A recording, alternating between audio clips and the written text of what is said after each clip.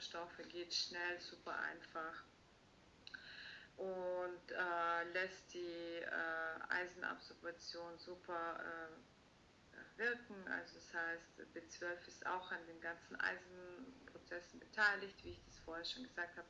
Die ganze Vitamine sind eigentlich synergisch miteinander. Also ja, und als nächstes ist auch Vitamin D, das A und O. Das heißt, wenn man sowieso schon viel Computerarbeit hat und sowieso viel im Inneren sitzt und im Haus ist oder so, oder im Büro, dann ist es das A und O, dass man nach Vitamin D schaut. Das heißt, ihr müsst vor einer Vitamin D-Aufnahme auch nach dem Magnesium und nach dem Vitamin K schauen.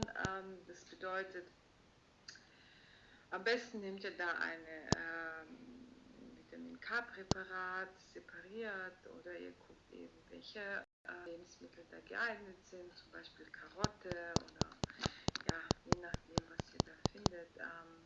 Ansonsten könnt ihr auch, was Magnesium angeht, ist auch super die Brennnessel geeignet oder eben eine Chlorella-Alge hat auch Magnesium. Es gibt einfach so viele Mittel, die ihr anwenden könnt.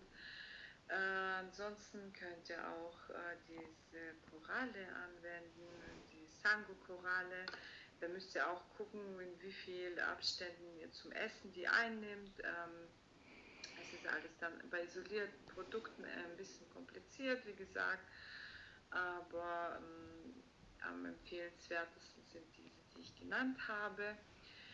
Ansonsten, ja, guckt nach euch, schaut nach eurer Gesundheit und lasst euch nicht unterkriegen von dem Tinnitus und von dem Brummen. Jetzt habe ich einfach mal ein paar Sachen genannt, die mir jetzt auf die Schnelle eingefallen sind.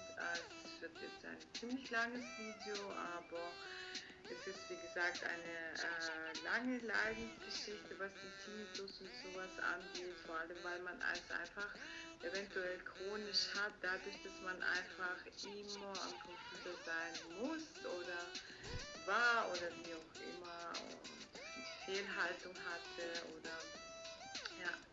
Ja, und ansonsten auf die Kehlkopfgeschichte und auf die Zungengeschichte müsst ihr auch achten und auf den Fehlbiss, ja.